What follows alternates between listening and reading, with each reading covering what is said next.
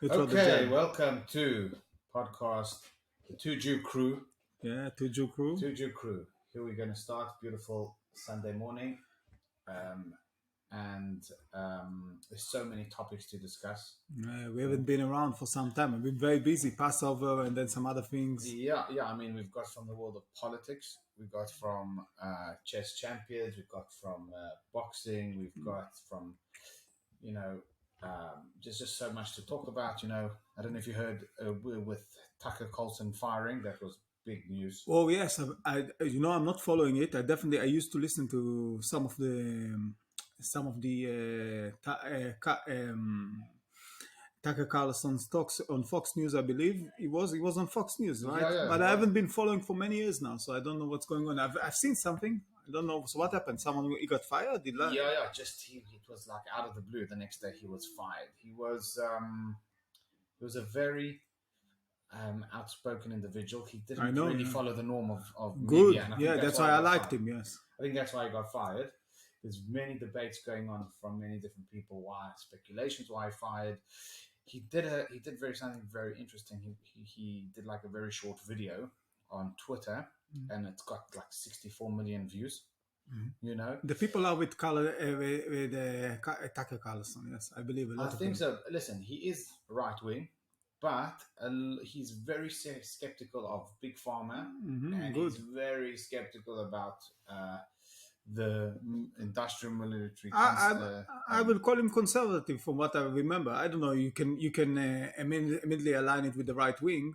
I think he was just right about many subjects. That's the only right that I care about. Honestly, it's not right or left when it comes to wings. I think. Yeah, and I also saw a very incredible interview between Russell Brand and him, Oh, okay. which was really good. He became very outspoken in recent years about many things. Yeah, well, Russell Brand was always. I just think he couldn't find a platform. But I'm very skeptical of Russell Brand, even though I do like. I've never what he been a says. fan. Yeah, he says I'm a some things fan. that I agree with. I'm not saying that I disagree, but I've never been into him. No, I'm a little bit of a fan of his, but I just think that he tried to keep it. He tried to keep his politics just with English politics, and he just wasn't getting the traction. So he's moved very much to into the international American politics landscape. Yeah, he speaks a lot about global politics.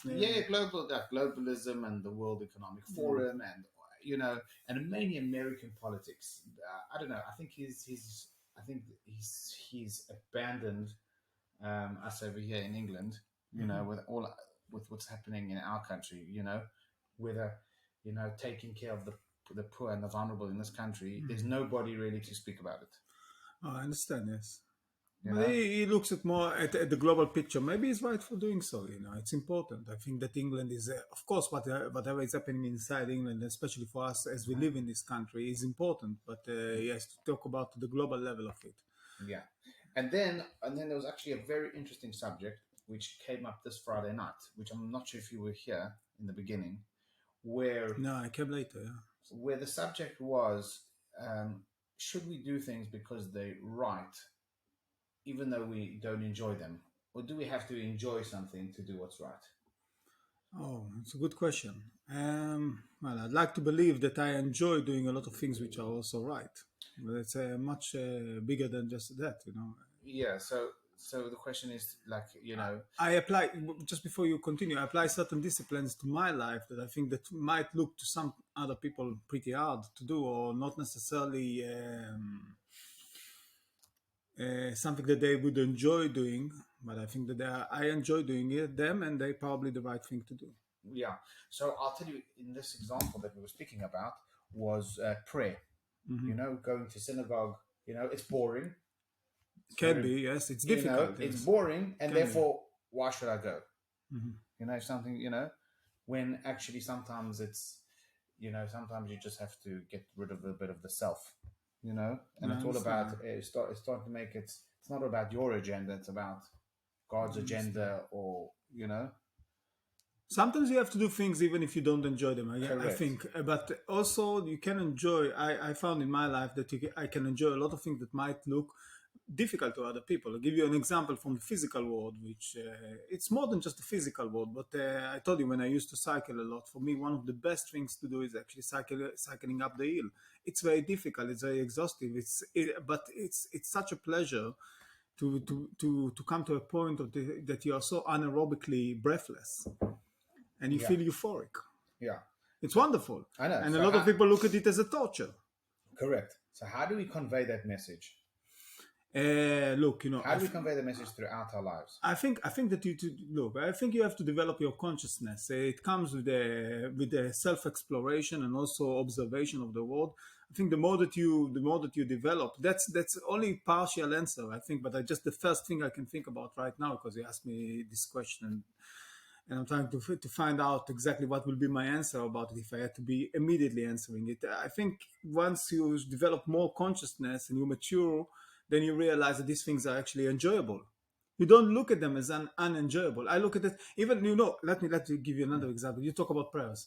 And for me, sometimes it's difficult to keep with the discipline of players due to personal circumstances. I'm not saying that that's a good excuse. I'm just saying it.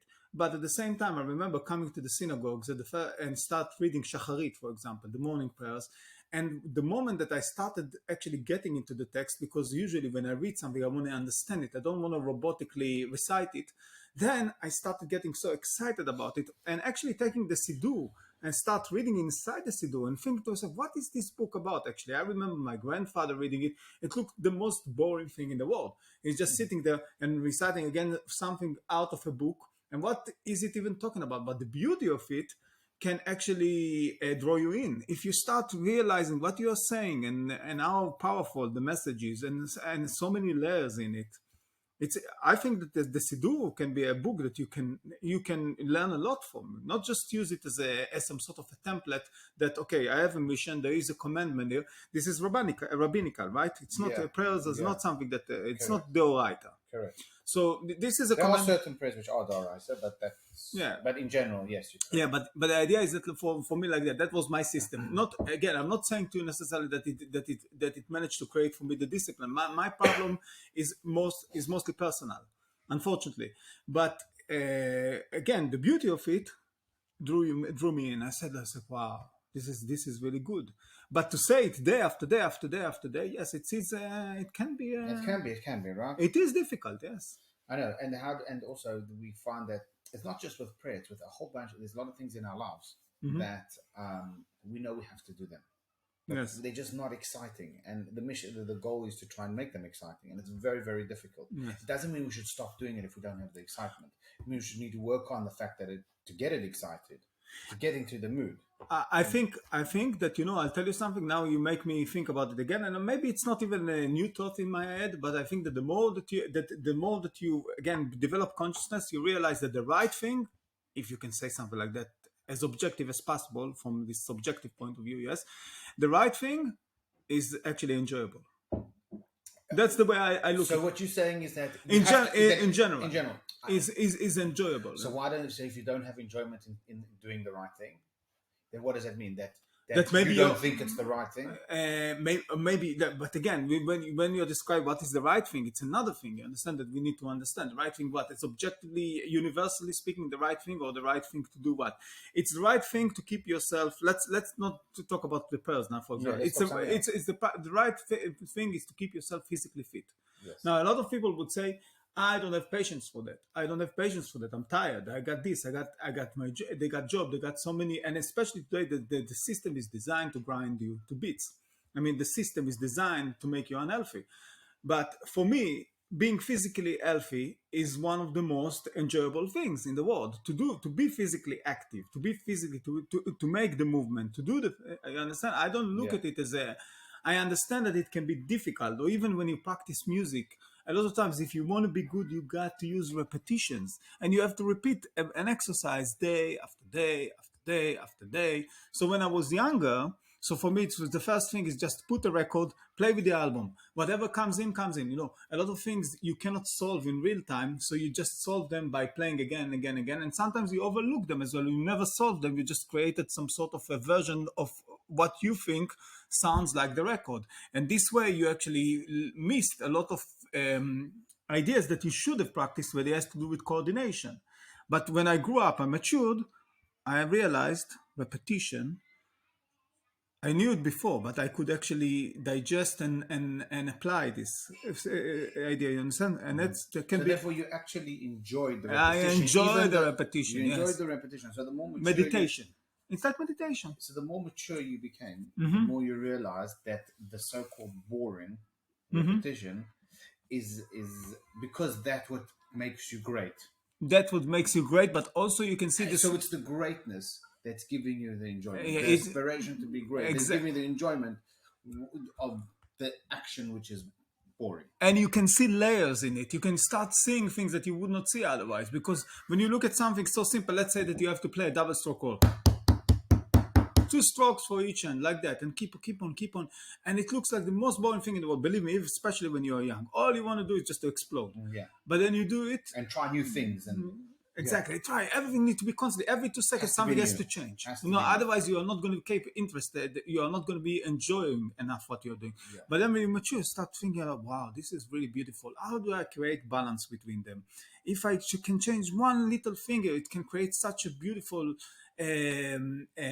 equilibrium. You know, for me, if I look at a great drummer, today, it's not just today, I know it for years now. But I'm just saying, if you look at the great drummer, I look at his dexterity of the drummer. You know how beautiful it can actually create a sound. People like Joe Morello, people like Alan Dawson, both of them played with Dave Brubeck, by the way, and I understand why. They're such a dexterity. They are not alive anymore. It's a beauty to watch them playing. It's like classical Yeah. musicians. They are classical musicians.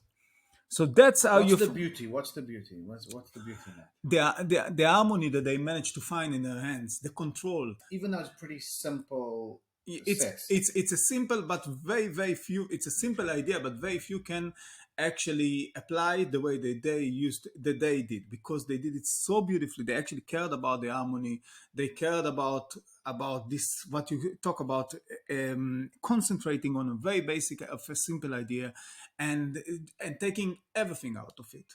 And it's beauty. This is very Jewish, by the way, because it's like, What do you just? I need to go back. What do you mean by taking everything out of it? What does that mean? it's like squeezing as much as you can out of the very simple idea, and finding the beauty, and finding the being fascinated by the mechanics and the So power. what you're saying is that actually getting to the essence, Exactly, yeah. even though it seems simply this like a simple Hmm. rhythm, by you continuously doing the simple rhythm, you actually understand more of the essence. If you keep on renewing things, Hmm. you don't really get to the essence or the mechanics, as you call it, of music, and you will probably never be great, because if you don't understand the essence, then you just then you miss the whole point of the music. You Is that what you're saying? Yes, a lot. In some, first I agree with you about that, that you have, the more you drill into it, the more you understand it, and you can be very philosophical about it, and you will become philosophical and artistic about it.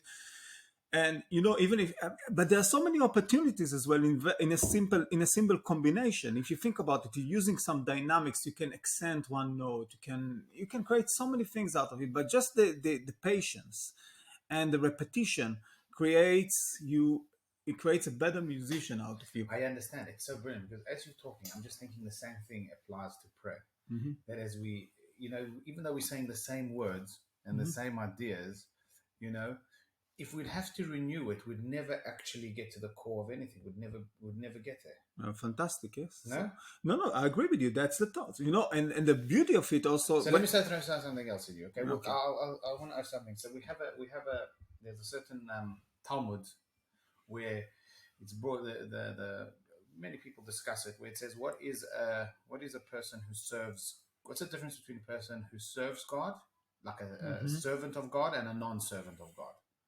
So it says over there that somebody who learns something 100 times Hmm. is not a servant of God.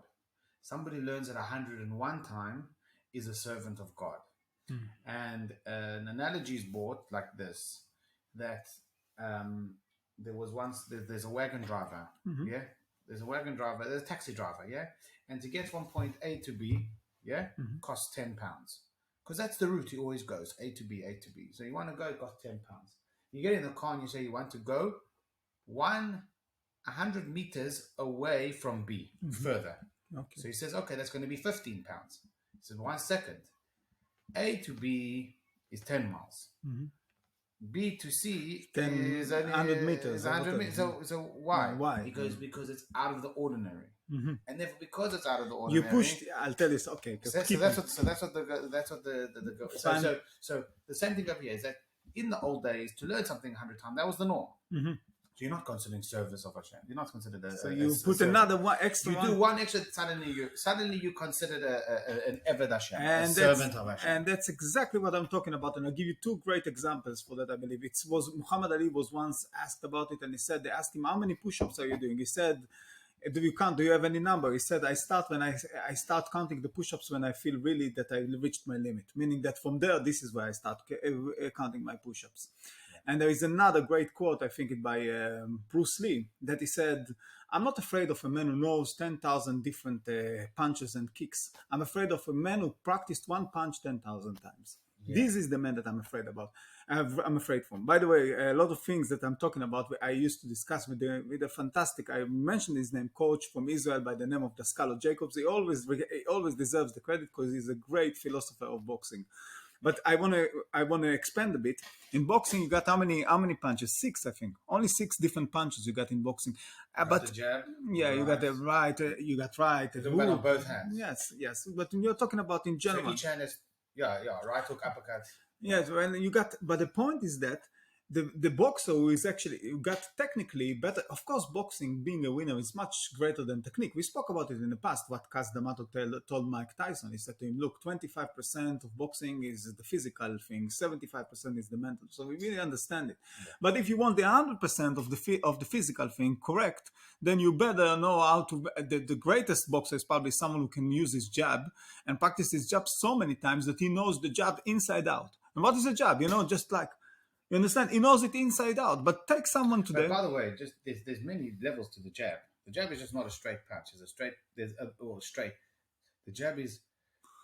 I'm saying I'm agreeing with you 100%. Yeah. You move the, but then it's all about after you send the jab, what do you do with it afterwards? Okay. No. Which is also a whole technique. No, of course. But of course, I understand absolutely what you're talking about. But I'm just saying in general, you see, you had this guy from Mexico. I really, really suggest that you will watch him. I'll send you some clips of him. He was one of the greatest professionals. He never lost a fight in his life, not as a professional, not as an amateur. This is how incredible it is. Now, people like speaking about Floyd Mayweather's success and his perfect record.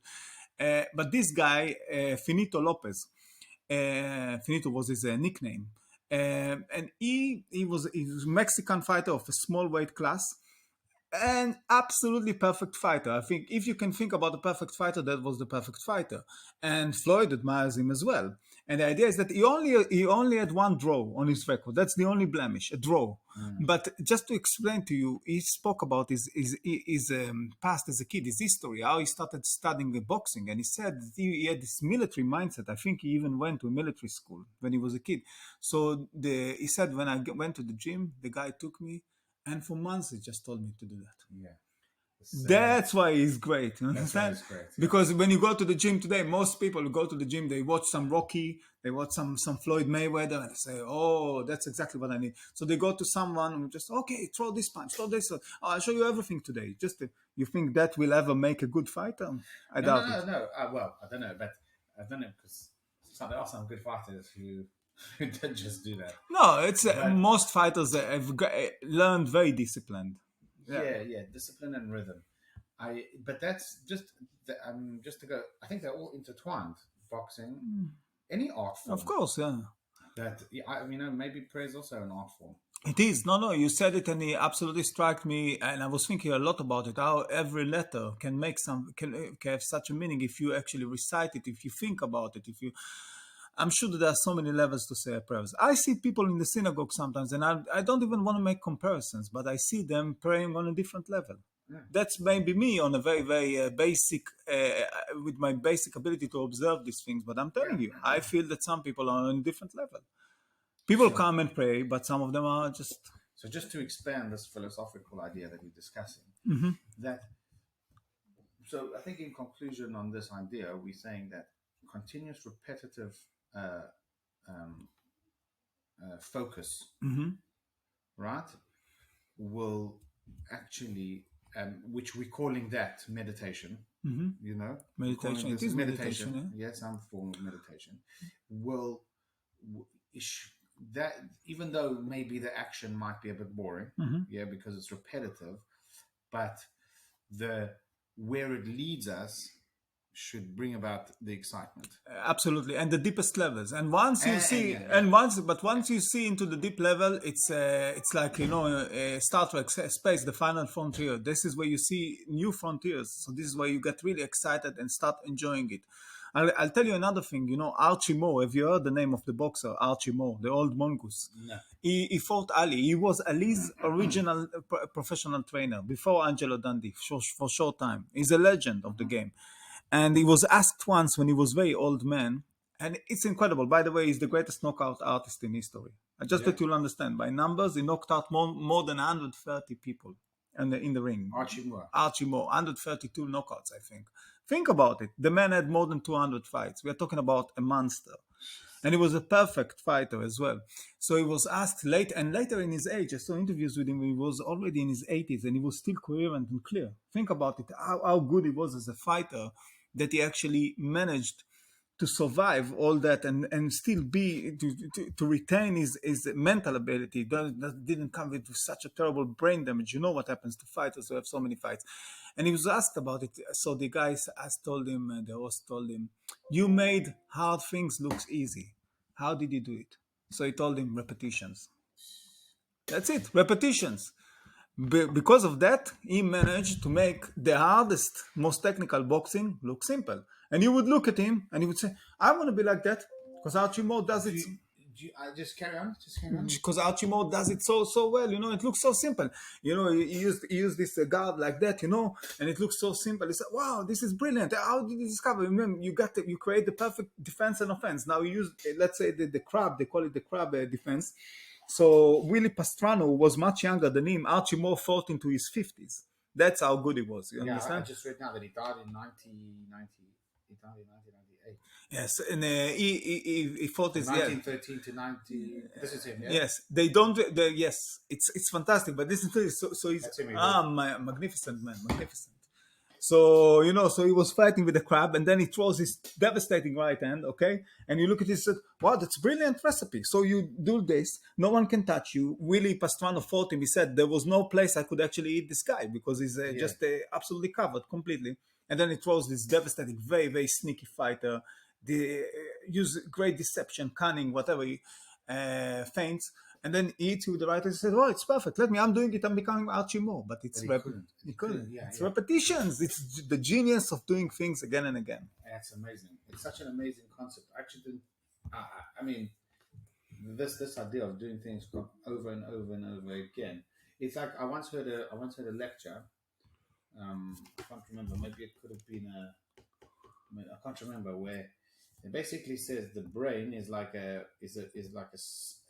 surface, right? Mm-hmm. And as you learn things, it creates grooves within your brains, Mm-hmm. and then that's what makes things like, for example, when you first start to drive, yeah, you find it difficult, like you can't to get your hand, and it's very difficult when you ride a bicycle.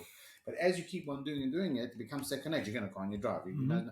Someone Don't think about it. when Yes. you walk. Imagine that when you were a It's like, baby, yes, you couldn't walk. second nature. Suddenly you get up, I say, "Can you get me something?" You don't even think about it. You just do Mm-hmm. it. It becomes part of who you are, and that's from repetition. Of course, the repetitions, they make a lot of difference. And I think that, again, you can take a robot in one of these factories. And today, there's a big discussion about artificial intelligence. Yeah. And you can take one of these robots in the factories that are making cars, and they do the same thing again, again, again. They learn nothing out of it. But if a human being does it and manage to look into it, then you can see, he will find the depth. He will see things there. This is probably, and this might be the mark of a consciousness as well, but that's a different What do discussion. you mean by mark of a consciousness? That you can actually, you become conscious of things, and you look as deep as you can into, and it teaches you about yourself and about the world. If you look at something, I mean, even if you again do a repetition of 2 strokes at each end, you start thinking about so many things. Like you came up with so many conclusions out of what I've said about praying, about life in general. Understand? So this is different. This is not just us. So you can do that as well. Be by yourself in that state of meditation, and you fall into places which are unbelievable. I know it because I tend to do it a lot. It's very therapeutic Mm-hmm. in a sense. So it's endless where you can find yourself. Yeah, it's just sorry. I want to go back to this idea. You say it's therapeutic because you opened up the door. Yes. What makes it therapeutic? For me, it's a well, it's again, it's a very personal thing. But I think that Because no, no, usually I would say because when you say something's therapeutic, in my sense, it takes you away from everything else. it does. Yeah, no, no. I tell you, I think that because of my inner ear problem and some of the attacks were so severe that I remember that I used to go. I'm still, always with my sticks. You Yeah. see me. I'm always with my sticks, and often with my pad as well. So I got my sticks and my pad. So that means that every time that things become really bad, I take the sticks out, take the pad, and suddenly I do that. And even though physically I'm not good, Yeah. I'm in a different place. I am in a different place. When I speak about physically not good, I can be in a. I cannot even explain to someone who has never experienced it. You become brain fogged, and your spectrum of sensation is different to anything that you can define as normal. It's very difficult to explain what does it feel from balance system point of view. This is not just about being dizzy or seeing the room spinning. It's about feeling almost that your head is going to fall off your neck, something like that. It's very strange. It's like a continuous falling that at the same time nothing is really falling, but you feel your ear is playing tricks on you because something is malfunctioning. So the brain is trying to work out what is going wrong. But you understand, but there is in my opinion, a finite computation power when it comes to these type of things. This is why you become brain fogged as well. Mm. So one of the things, actually doing this type of exercise, puts me in a different realm. Suddenly I feel more calm. Mm. I'm not calm, but I am, because I'm in a different place. I understand. I get it 100%. But I want to throw another mechanism in this whole thing. Yeah. Mm-hmm. So when I go in the morning, I drive up this road. Yeah. Mm-hmm. And it's next to a station. Yeah, it's next to a station. What I see every morning, exactly the same people doing exactly the same thing every single day. Oh yeah. And if you say that's not, when when it comes to work, when you look at these people in the rat race, they're doing repetitive work. You're Now, right. what's the difference? Okay, so I was thinking about it as well. That's a very good example because it crossed my mind as well. Because obviously, every time I say something, I think about counters to it. But I think that it also requires this sort of introspection. It requires certain, again, like I said, I told you, development of consciousness. You have to open the door, and then from there you can see better. A lot of people, they are just not opening the door. So yes, they are doing the same thing again, again, again, but they become like the robot in the factory. But I think that in general, humans got Why do they? Because they don't see it as an ultimate. they don't have enough. I think today there is not. I spoke yesterday with someone about it. There is not enough teaching. You understand? There is not enough. There is teaching, but not the right teaching. Okay, so you don't have the door opened for you to see more. You cannot see. You are blinded constantly by reality, by the machine. So because of that, you constantly do the same thing again, again, again. And most people don't see beyond it, or even if they do, they try to distract themselves. They don't have the courage. They feel that if they'll see, they're gonna get hurt. You understand? It's almost like they're afraid of seeing what they should. I understand, but you want to know something interesting? Tell me. So this discussion is brought about. The reason why I connected this a bit is because if you there is a philosophical paper. I don't know how to call this about work in general and its purpose. And if you see work as or going to work or whatever job that you're doing as the end goal, then you're right. But if it's a means for something else, then going to work actually can reach the deepest of level, just like the drummer, just like the person who's praying. Right? I understand. You understand? Because if you see it as just a tool to get a tool, Yes. to get to pay your mortgage, to do this. Let's take for example let's say for example people go. What's the essential reason why people go to work? Generally, I'm not talking about the other people that want to make. Because listen, you want to be a millionaire, you're not going to work. I'm sorry, you're not going as an employee. That's not happening. I understand. Yes. You're going to work because ultimately usually you have a family and it's for your family. That's the Yes. ultimate, right? Yes. If and so therefore this repetitiveness, Mhm. right, could be the same as the drummer, you know, because it's leading to something greater. Yeah, but again, you're right about it. But But you have to be refocused. You have to focus about it. You have to be realized. Otherwise, it can lead you to depression. that's the thing. You So know, most people, you can say, "I hate my job." no, Once you focus about me and it's about my job, you're right. You hate it. You're like the hamster on the wheel. Yeah. that's the thing. If you don't have the teaching, and I think a lot of jobs that today that were a lot of jobs that were created actually are not healthy jobs as well. So I don't think that I think that you can always find something in them as well if you want to look deeper. But I think a lot of them are just not made for you to find consciousness or to find certain meaning. The King David says in Psalms, in Tehillim, it says Yagia Kapecha. How do you translate Yagia Kapecha? The toil of your hands, and Mhm. say Yagia Kapecha, right? Yeah. So the rabbis jump on this, especially the Hasidic rabbis, and they jump on it and they say, you see, from here we see where should, when you go to work, right, it has to be a toil of your hands, not a toil of your mind, Mhm. or your So you heart. separate So you yourself. separate. You obviously have to use your mind and heart so your hands work. Yeah. But where should your focus be? If your focus is on the work, that you spend your whole life thinking about your work Mhm. and your heart is all in your work, then you're going to be a depressed individual I because understand. there's no right, or you're not going to be spiritually, yeah. If on the other hand, yes, you do what needs to be done, but your heart and your heart and your head is focused on, let's say family, God, spirituality, Mhm. these different things, then it doesn't make a difference what you do. I You understand. can be a plumber, you can be a lawyer, you can take the trash.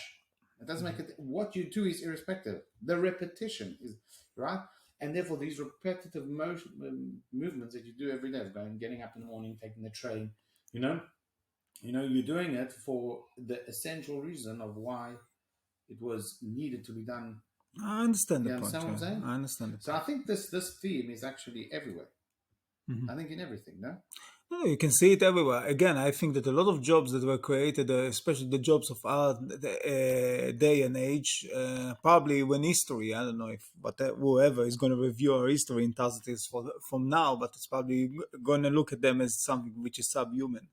I think so. A lot of things. I mean, especially offices. I remember living in, near the city, as they say, and I saw people going to all these new walking spaces, and for me, it looks the most depressing dystopian.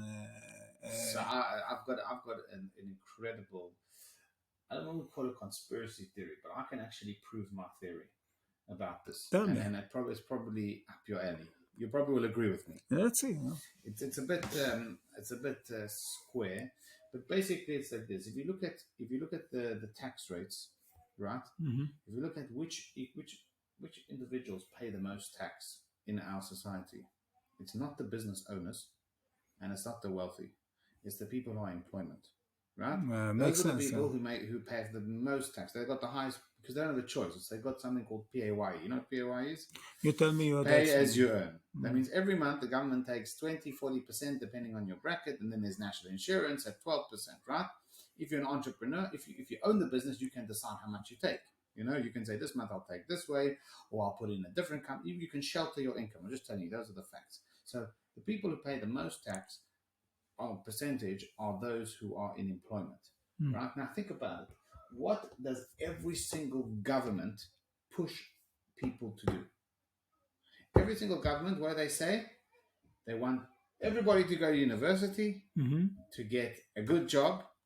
That's what they focus. I know. They don't focus on let's create schools to become entrepreneurs, to Mhm. become, why? Why is their focus on people? Why are they focused to create jobs and not make business leaders? Because if they make business leaders, there'll be no money in the coffers. The only way they get money in the coffers is if they sell this idea that everybody has to go to university and get these degrees and get paid very bad jobs and obviously can't focus on all the other stuff they're doing because they're not making enough money because the jobs out there. Think about it. I saw No, I agree with you. I saw Yes. there was an accountant job. an accountant job, yeah? Senior accountant, yeah? How much do you think he gets paid? Senior accountant, yeah? You tell me. £64,000 a year. Mm. Which you might think is a lot. £64,000 a year, you know? If you think what's that take home, if you think about what £64,000 take home pay is probably uh, £4,000 a month. Mhm. How much is rental in the city? Two and a half. It's not enough money if you got a family. It's not enough money. So therefore, what's your focus on what the government's doing, or try to earn extra cash? You're so busy. You so think it's their whole. That sounds like a conspiracy theory. No, it sounds correct. It sounds. And I was thinking about it as well, probably in less. I'm not in the same terms as you do, as from someone who is doing so much with taxes. But no, and you know what? It's so sad. You said, and and with this information, I don't think it's a conspiracy. I think it's a fact. I think it's a pure. what fact. is a conspiracy anyway? But conspiracies exist. Conspiracy is something that happens. no, But and if people talk about what conspiracy theories, that everything becomes, everyone can come up with a theory. It's not even theory, conjectures. Aliens are coming here. Aliens are coming. We understand, okay? So they're convincing everybody to get these good jobs, and people are studying and spending so much money to become doctors and lawyers and accountants, yeah, and not become the owners of a law firm, or the owners of it.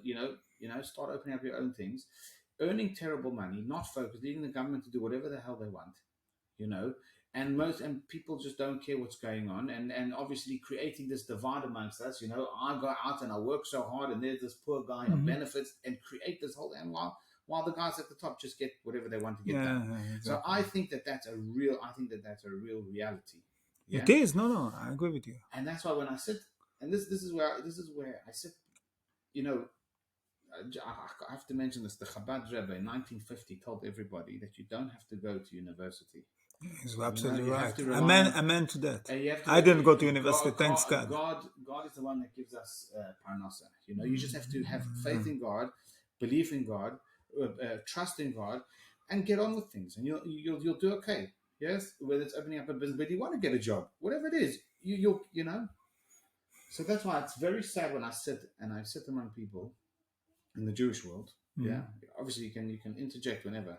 It's very no, I'm listening to you. It's very, very sad when I sit, and I'm very passionate about it. And every time I speak about it, it's like on deaf ears, because you have these people about, I'm sending my kid, to the best private. I see you in your Shabbat dinners where people are coming, young people that they are graduates of the machine, and they are going to be in the machine. Yeah, and they're going to be. They don't understand it. They don't understand it, and they, Listen, I do see merit of going into private school, but not because of the education, but because of the context that you make. Private school is about context, not about the education you receive. Because the more context you have, the more close. If you contact with higher people in higher society, that's where you get the higher paid jobs. If you in a school which don't have those contacts, you're going to have the lower paid, because those are the people that you associate with. Because look at the government today; they're all friends of a school. They're all friends and buddies. You know what I mean? It's all about who you know. It's got nothing about how much education. Because I know lots of people who are in very high position who are absolutely non-intelligent at all. Can't even count, but they're CEOs. Why? Because they know someone who knows someone. Father, It's very much like the subject we spoke about. It was on a Friday dinner about the Wrath of Medusa, the painting. Yes. Of Theodore Jericho. Yeah. Yes, it's said of it. It's very interesting. It is, yeah. No, I agree with you. Look, I think I thought about the same things. I think about them. I mean, maybe less from tax point of view, but I absolutely agree with you. But I'm talking about. So I'm sitting at these tables on Friday night. I'm sitting and having a debate with people, and they're busy telling me they want to send their kid to non-Jewish. Talking about obviously if you're Jewish, yeah. Secular schools, because they're private, better education for what? What? To get a good job? What is that? When they can send them to focus your kids on learning Torah, broadening their minds, expanding their minds, because by learning all these, by having a Torah education, in my opinion, it makes you confident and teaches you ability to open your own business. It's probably the most intelligent thing you can do. Definitely, philosophically speaking, is that it makes you much deeper. And I think the etiquette and the level of morals grow with that. And you become much more capable. In fact, my theory about it is that the system is so worried about it, so afraid of the power that you are talking about. That's why it constantly pushes people to become slaves to the idea of universities Absolutely. and being employed in jobs. And if you see, look at the kids. They become so stressed out because they can't pass a GCSE. They think that their life's over. I mean, how Yeah, pathetic is that? it is very pathetic. Yeah, it's very sad. It's very traumatic. It's very, very true. Now, listen, I went to private school. Okay. My parents believed in this tertiary education and all this stuff. Hmm. I think I should never have gone. I don't. I think the only thing that I gained over there, in my opinion, was the friendships that I made. Okay. That was the only thing. But I'm just saying, it's just very, very sad to see people's perspectives are a bit warped. Now, I don't know how we got onto the subject, but I'm just saying, I don't know how we got here. But Because we talked about jobs in general, why people are yeah, doing yeah. jobs they don't enjoy, and Yeah. I told you, I think we started there because when I told you that once history is going to be reviewed, a millennium from now, they will Correct. look at most of the jobs that people are doing now as subhuman. It is subhuman to go to these offices. I'm sorry, for me, the way I look at it, I know some people, especially young people, they go to all these shared offices, and for me, it looks a nightmare, a complete nightmare. It's beehives. Oh my God, it's Yeah, terrible. but you do see the important. I also see, on the other hand, the importance of why the ultimate goal. Like they want to try and as you say, provide for their families. I mean, they're not. I mean, And though, by the way, a lot of these people are actually young and they don't even have families. They just got themselves caught in the dream, and a lot of them got jobs that has to do with the media or with the virtual reality, the virtual which is more prominent than reality today. Yeah. So they Yeah, I'm not saying don't get a job. By the way, I don't want I anybody understand to your I'm point. just saying Yes. that you have to focus, like your life, your kids, or you have to realize that it's not your job. First of all, that's dictating anything. You have to realize everything comes from Hashem. But besides for that, you have to be conscious that you've been conned. No, I agree. Yeah, I understand you. You got to look around and see. What you got to be above. You got to see what the government's doing. You got to try and be above, one step ahead of them. Become an accountant not because or a lawyer or a doctor. Be these things, but don't believe that I'm becoming a doctor because I'm becoming a doctor in order to get a good job.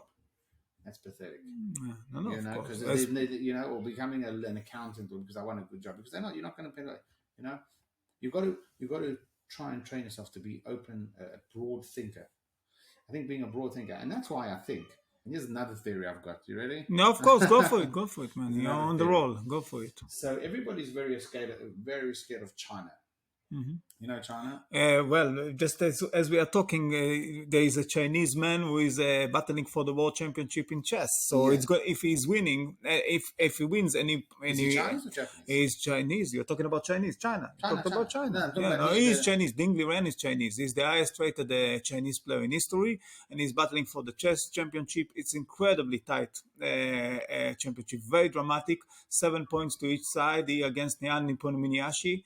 Russian player, and look, they are playing rapid chess now, and whoever is going to win it is going to be the world champion. And if he's going to win it's going to be concluded today. Yes, and if he's going to win it, he's going to be the first Chinese ever to be a world champion in chess. Now, I got to say something, but remember your point. Hold your point. Yeah, I would like you to go back to it, but let me just explain that never before in history China had a world champion. And classic chess for me is the pinnacle of chess. Today, classic chess. One second. Classic chess is non-timed. No, yeah, it's much. Yes, it's a longer game. It's the longest. It's the longer. People have a longer time to make each move. Yeah, exactly. They got what's the answer? You have classic chess. Then you have what? Now they're playing rapid chess. So rapid chess is what? 20. It's faster. It's faster. It's anything between 10 to 25 minutes. And then under that, before you carry on, 10, 25 minutes means that you have a timer. Mm-hmm.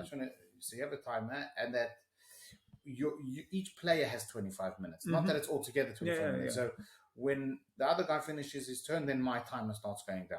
And when I finish my turn, his time, and we have 25 minutes. Yeah, you got yes. But and what's the third one? And then you got blitz, which is faster. Then so let me what's that? 3 minutes. 3 minutes to each side, but I think blitz can also go for 5 minutes each side. Okay. And then under that you got bullet and hyper bullet. They created a lot of versions. Let me try to organize it. Yeah. You ask questions, it's good, but I would like to organize it a bit. So this is the world championship in classic chess. For me, it's the most important. This is the pinnacle. Today, for the generation, for our times, everything has to be super fast. they used to call some people the microwave generation. That is already very, very slow generation compared to what is happening now. So today on the internet, on YouTube, you can see people playing bullet, which is 1 minute aside, and then playing hyper bullet, which is 30 seconds aside. And this is where the young people find the greatest enjoyment. I personally don't like these matchups. I mean, I'm not You're old-fashioned. Yeah, well, I'm older than them definitely, and I'm old-fashioned, absolutely old-fashioned. But also, no, because I like chess. For me, the greatest. You show your great intelligence when you play classic chess. There is time for you to think, and I mean, there is not infinite time for you to think, but there is enough time to you to think to create the most strategically intelligent chess. Can I just stop you over there? Yeah, okay. Just based on what our discussion was before, if you trained yourself, done with complete repetitiveness, then the blitz, Zebra Blitz, the 30-second one shows that you more. The hype show that you more are one with chess than the one that you have to think. Yeah, but this is more tactical chess. You see, everything when you're playing hyper, it's a different type of game. Hyper bullet is more about like reacting. You understand? It's more about because when you won with chess, you don't even have to. Yeah, but there is not much strategy there. You understand? There is not. You don't look into the. It's like professional boxing versus amateur boxing. It's almost pure intuition. You can say so. So yes. What's great? Pure intuition or strategy? Yes, I understand you, but I think that in chess, if you get it's first classic chess, there is a lot of intuition there as well, but there is a lot of time to think. I understand your point, but I'm just saying but you need to think a lot as well. By the way, let's make it clear. You understand the fact that we made a conversation about how beautiful it is to explore two strokes at each end, or to just practice a jab 10,000 times. It doesn't mean that once you play music, you start, everything comes to you, and you do whatever is right for the music. So you don't confine yourself just to one exercise. Because I can find so many great things in that. There is a place for everything. The beauty of it is actually, you see, let me just tell you something. Philly Joe Jones, who is one of the greatest ever drummers, really beautiful bebop drummer. He played with everyone, and he's not alive anymore, unfortunately, like most of the giants of jazz music. And he said something like, he was asked, how many hours a day are you practicing? And he said, do you practice? And he said, I don't have any specific time for you. Let's say I will take an exercise, I'll do it for 45 minutes, and then I'll clear it out of my system. Listen, this is amazing how you spoke about it. He said, I clear it out of my system, meaning that he almost clears and forgets about it, but he never actually forgets about it, because it's somewhere there in the memory bank. So once he's going to go and being called to play with Miles Davis on the Milestones, which is amazing album, and he plays there, then it's going to go out. Mm-hmm.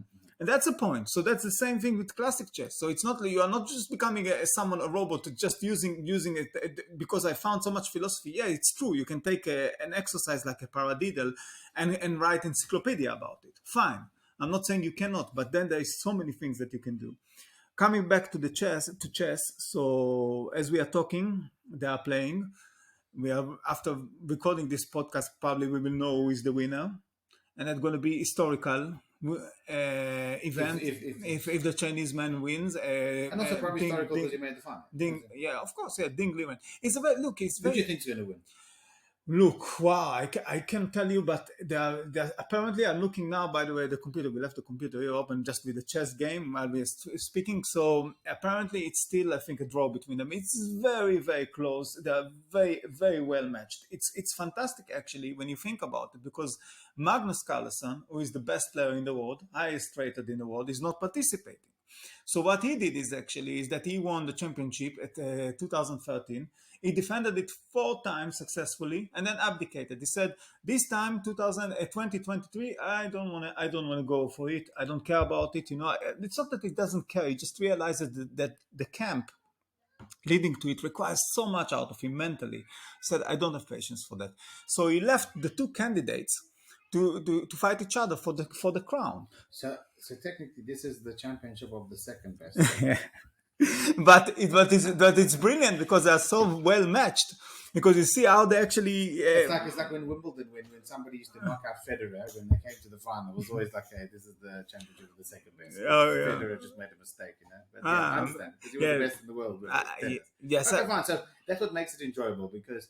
Actually, these are. But they're still fantastic players. Yeah, let's get it right. Don't make a mistake. We are talking about ratings which are unbelievable.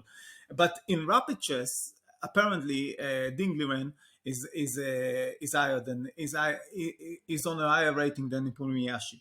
But let's see what will happen. We are talking about really strong players, and Nippon Miyashi got experience in World Championship matches, which Ding Liren doesn't have. He played against Carlsen. He lost Who? 2 years ago. Nippon Miyashi. Oh, the Chinese. No, they're Russian. The Russian. It's a very strange name. He's Jewish, by the way. Okay. What's the Chinese name? Ding Liren. That's a Ding simple name. But Yeah. very simple. Like yeah. John. Yeah, John. But it's amazing, speaking about that, let's just talk because we are still here in a very Jewish household, as you can see. And the Jewish chess players, in my opinion, they built what we know as the Soviet school of chess, which is probably the strongest school ever in chess. So you had players like Butvinik. He was a legend, and you had after him, of course, Mikhail Tal and Korchnoi as well. You had others, but the point is that he's another guy. He's Russian. He's not really. You cannot call him Soviet Union anymore. He's a young guy as well. You think he's 32 or something like that. So he doesn't belong to that era. But still, it was the Soviet Union had really the strongest chess machine in history. And Bobby Fischer took it down in '72. That shows how great he was. But as much as Bobby Fischer versus Spassky was incredibly important championship, because it was not just about who is going to be the best chess player in the world. It was about two superpowers fighting each other. It's the States versus the Soviet Union. So whoever wins it shows intellectual superiority, and therefore it shows that the system that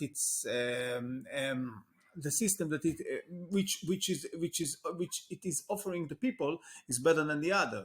For the Soviets, it was always about, for their leadership, it was always about, look at the Americans, they're stupid, they're into capitalism, they're just into consumerism.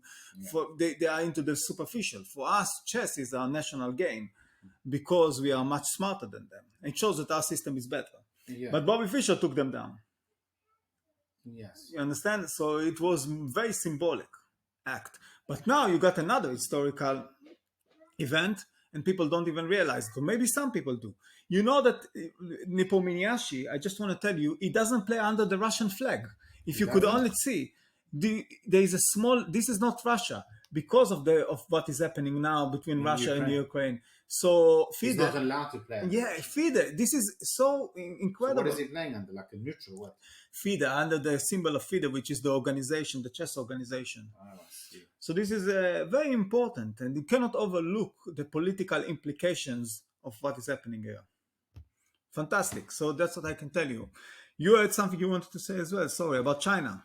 Yeah, which might. If you still remember your. Yeah, I do remember, but it might be debunked, which is quite an interesting thing. But I think like this, and I don't think I'm wrong. I don't have I probably have very few. I don't know if I do. Yeah, maybe I'm not involved in so much, but from an outsider looking in, I was talking about freedom of thought. Yeah. Mm-hmm. And one of the most dangerous things to a dictatorship or to a country which is, oppress, like want to oppress their people and keep their people in check is free thinking. Yes. And that's why countries like, okay, you can debate maybe, on some level, but countries like America, England, these countries have free thinking society, relatively free thinking. They are. Yeah, I understand. I understand. And we can, people have, if I want to go now and learn whatever I want to learn, I can find it wherever I want. Yeah. Yes. As opposed to if I had to go to China or any other dictatorship, even Russia maybe, you find that if you look at where does innovation come from, which countries create the most innovation, and those are the free thinking societies, like America, England, Europe. Yeah, I don't know much of what China's innovated. They usually take a lot of because there's a lot of American companies in China and whatever they copy paste, but there's no real in these societies. I'm not an expert of what is going on in China when it comes to how innovative they are. But if you think about it, look at all if you think about the modern, you look at even Israel, which is also a relatively, a free thinking society. Relatively. But I'm saying these are countries which they allow people to have broad minds. My point was that broadness of mind, and I think that this, what people are trying to do is like, this is the, people should get this system, universities get jobs. We're closing up that innovation. That's what I'm trying to say. No, no, I absolutely, That was my point behind it. I can But understand you. people are don't really appreciate that, or they don't want to appreciate it, or they don't think about it. They just think about, let's see, I need to have enough money in my bank in order to go on holiday. You know what I mean? That's what people. I think there was a lot of great intellectual innovations back under strong regimes, like in the Soviet Union. When I read some of the science fiction, not just science fiction, other things we talk about, chess, mathematics as well, by the way, but it's more intellectual achievements than you understand. Like I remember, Free thinking and intellectual are two different things. wait. I just wanted to, yeah, I understand, but I just want to. But your point, I'm just trying to explain. I remember reading the books of the brothers Strogatsky. They came from the Soviet Union. Both of them Jewish brothers. They wrote a science fiction, fantastic stuff. And I think that when you are inside pressure cooker, and if you are strong-willed and strong-minded, you will create incredible things. Sometimes when you live in a free society, or so-called free society, or allegedly free society, I don't know my stance on democracy.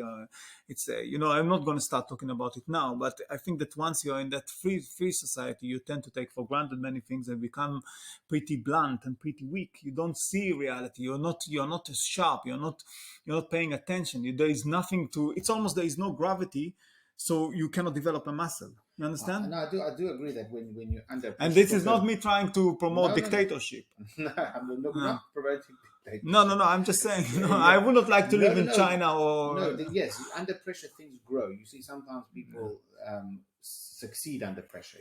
When you have deadlines or when someone pushes you and you've got to think outside the box. I'm not saying that. I'm just saying that.